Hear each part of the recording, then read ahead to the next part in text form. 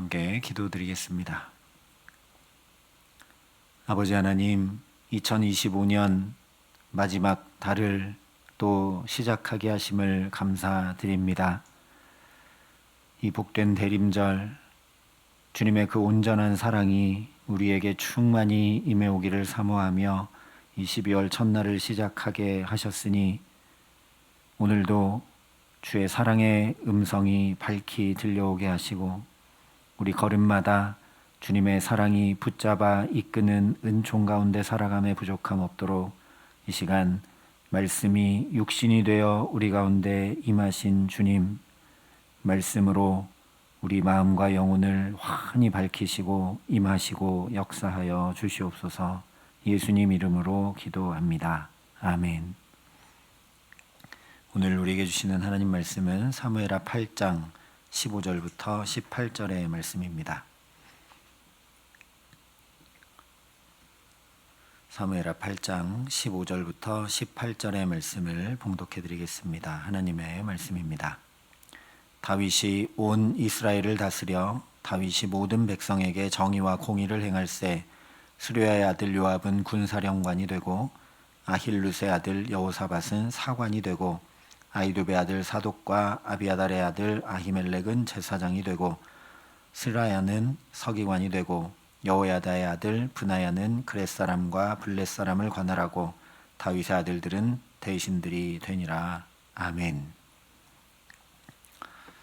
지난 시간 살펴본 것처럼 사무엘하 8장은 다윗이 주변의 대적들을 물리친 이야기를 전해주는데 많은 부분을 할애하고 있습니다.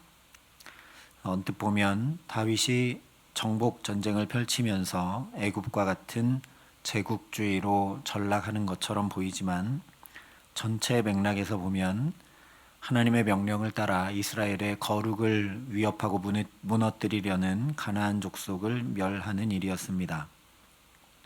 그렇기 때문에 다윗은 사울처럼 전리품을 취해서 부와 권력을 강화하려 한 것이 아니라 오히려 하나님께 드렸고 병거의 말들의 발 힘줄을 끊어버리기까지 했습니다.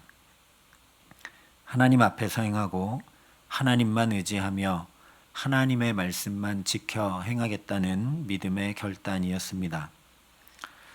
이처럼 14절까지는 다윗이 이스라엘 외부를 어떻게 다스렸는가 전해 주었다면 이어지는 오늘 말씀은 이스라엘 내부를 어떻게 다스리는지를 말씀해 주고 있습니다. 15절에 다윗이 온 이스라엘을 다스려 다윗이 모든 백성에게 정의와 공의를 행할세라고 한마디로 요약하여 말씀해 주고 있습니다. 이 말씀을 잘 이해하기 위해서는 먼저 정의와 공의의 의미를 우리가 살펴보아야 합니다. 이 정의와 공의, 분명한 의미의 차이가 있는데 우리 한글에서는 그 의미의 구분이 좀 쉽지 않아 보입니다. 먼저 여기 정의라 한 원문의 의미는 사법적인 정의를 이야기합니다. 즉 법관이 사실에 입각해서 법조문에 따라 공정하게 집행하는 것을 성경에서 정의라고 표현을 합니다.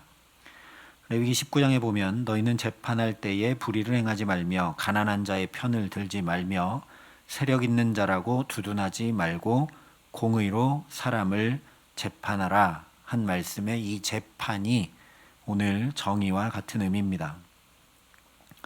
또 15절에 공의라고 한 히브리어의 의미는 회복적인 정의를 얘기합니다. 정의를 집행하는 것이 죄에 중점을 둔다면 이 공의는 사람에 중점을 둔다라고 할 수 있습니다. 죄를 처벌하게 되느라 상하게 되는 삶과 마음을 회복시키는 것이 바로 공의라는 겁니다. 다시 새 삶을 살아갈 기회를 제공하고 그 죄를 떨쳐낼 수 있도록 돕는 것이 공의입니다. 물론 죄가 없다라고 무마시키는 것, 무조건 허물을 덮고 용서하는 것이 공의는 아닙니다. 말로 설명드리니까 좀 어려운 것 같은데 이 정의와 공의의 의미를 잘 담아낸 소설이 우리가 잘 아는 빅토르 위고의 소설 레미제라블입니다. 장발장이라는 주인공이 누이와 7 조카들을 위해 빵 한 조각을 훔쳤다가 5년의 징역형을 선고받습니다. 여러 차례 탈옥 시도를 했는데 형기만 더 늘어나서 총 19년이라는 긴 세월을 감옥에서 보내고 맙니다. 겨우 출소하게 되었는데 전과자라고 낙인이 찍혀 있게 되었기 때문에 이 냉혹한 세상에서 또 방황하게 됩니다. 그러다가 미리엘 신부의 성당에서 하룻밤을 묵게 되는데 장발장이 그 신부의 은 식기와 은 촛대를 훔쳐 달아납니다. 얼마 가지 않아 헌병에게 붙잡혀온 장발장이 신부 앞에 끌려왔는데 이 미리엘 신부가 헌병들에게 얘기합니다. 장발장이 물건을 훔친 것이 아니라 내가 이 은 기물들을 선물로 그에게 준 것이다. 풀어주어라 하죠.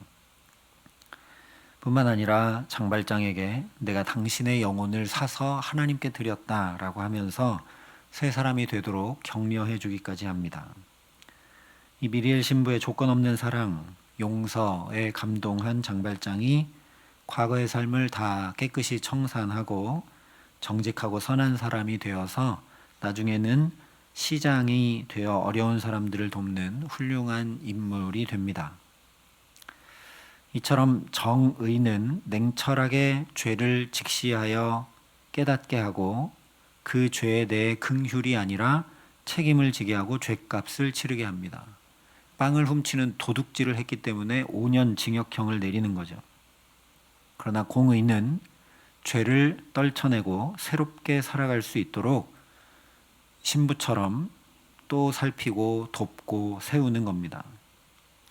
그래서 정의는 법이라 할 수 있고 공의는 긍휼 또는 용서라고 할 수 있습니다.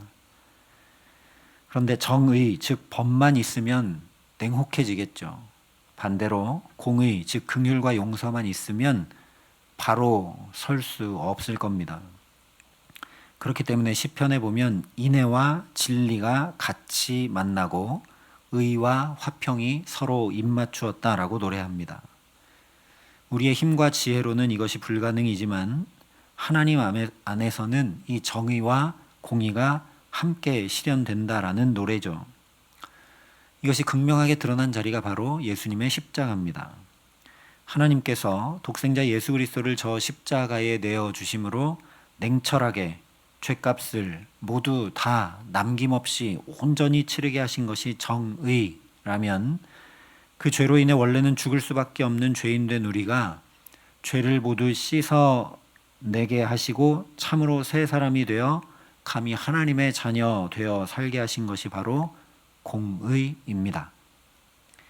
그러므로 정의와 공의를 한마디로 하면 사랑이라 할 수 있겠죠. 인간의 사랑은 언제나 이 정의와 공의의 균형을 잘 맞추지 못하고 한쪽으로 치우칩니다. 이기적인 자아와 연약한 존재적 본질로 인해 늘 불완전하게 나타납니다.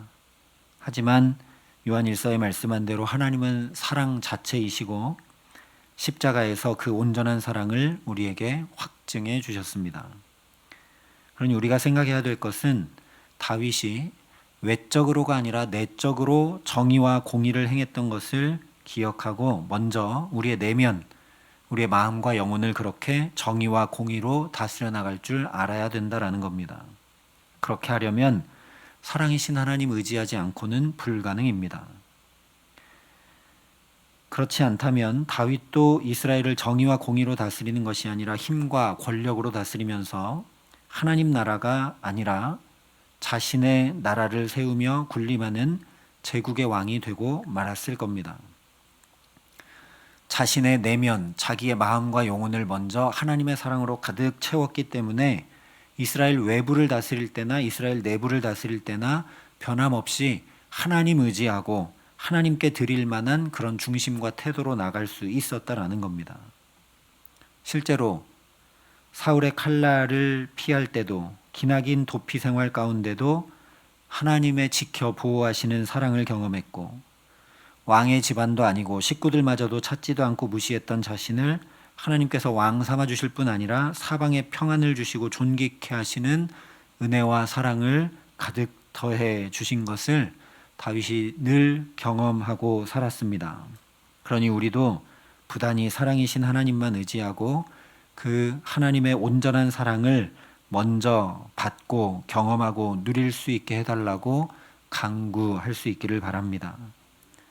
특별히 12월 대림절을 보내는 가운데 사랑 자체로 우리 가운데 임해 오시는 주님을 고대하고 사모하는 절기인데, 주님, 내게도 주님의 그 사랑이 충만히 경험될 수 있도록 내 마음과 영혼을 밝혀주시고 내 삶에 펼쳐두신 하나님의 사랑을 발견하게 하시고, 부족한 것이 있다면 또 온전하고 충만한 사랑이 내게 채워지고 임해 올 수 있게 해달라고 부단히 간구하는 저와 여러분 될 수 있기를 바랍니다. 그래서 도저히 감당 못할 하나님의 사랑이 차고 또 차고 넘쳐서 우리도 당연히 정의와 공의, 즉 사랑을 행함으로 살아갈 수 있기를 바랍니다. 한 가지 더 살펴야 할 것은 다윗이 정의와 공의를 잘 행해 나가기 위해 어떻게 했는가 하는 겁니다. 16절부터 18절까지 쭉 기록되고 있는 이름들은 15절에 다윗이 온 이스라엘을 다스려 다윗이 모든 백성에게 정의와 공의를 행할세 한 말씀에 이어지고 있다는 것을 주목해야 됩니다. 즉 다윗이 정의와 공의를 어떻게 실제적으로 구체적으로 행해 갔느냐, 한마디로 이렇게 사람들을 쭉 세워 행했다라는 겁니다.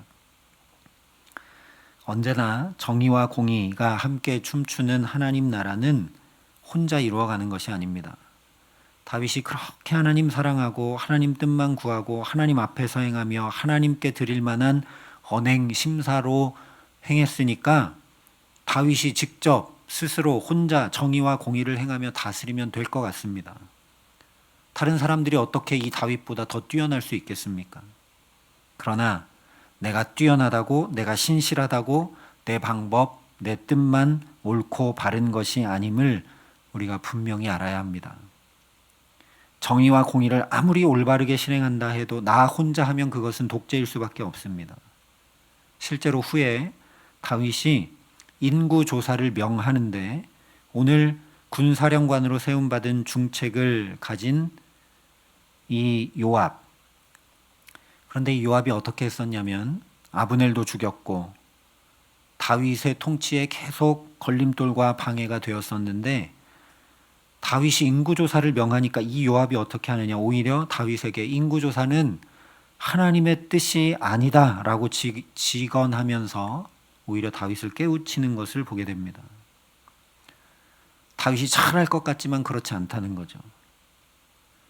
어느 누구도 견줄 수 없는 그 뛰어난 모세도 이드로의 조언을 받아들여서 천부장, 백부장, 50부장, 10부장 세워서 함께 이스라엘을 이끌어 갔던 것을 반드시 기억해야 합니다. 하나님은 뛰어난 한 사람을 통해서 하나님 나라 세워가고 이루어가지 않으십니다.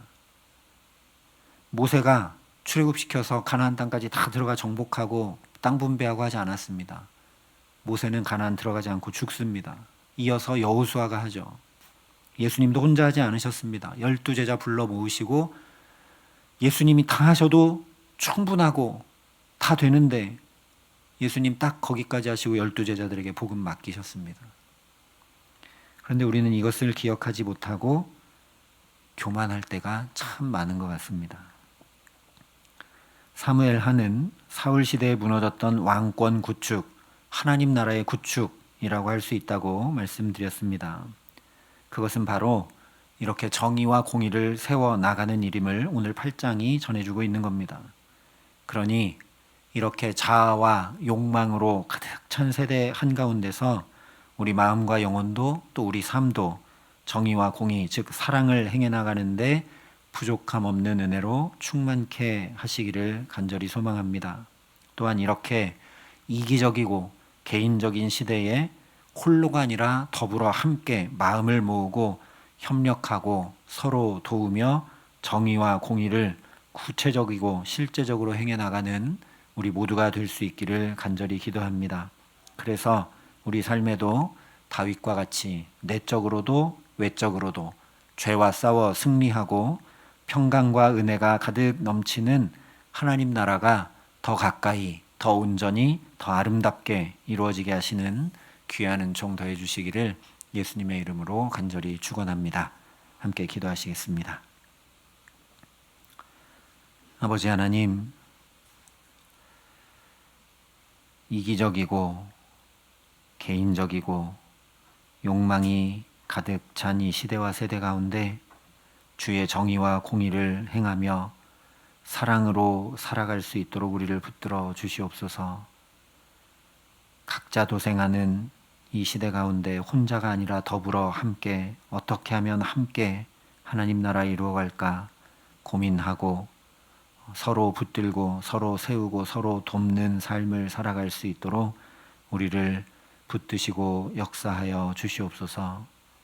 그렇게 할 수 있도록 주님께서 친히 우리 가운데 임해 오셨던 것을 기억하고 또 그 은혜를 사모하며, 그러니 오늘도 주님 내게 임해 오셔서 정의와 공의로 나를 다스려 주시고 이끌어 주시고 함께 해 주시기를 간구하며 이 첫 시간부터 주 앞에 은혜를 구하오니 우리 각 사람에게 이 기도의 시간 필요한 은혜로 가득 채우시고 필요한 사랑으로 충만케 하셔서 사랑으로 더불어 함께 오늘을 살아감에 부족함 없도록 우리 모두에게 역사하여 주시옵소서.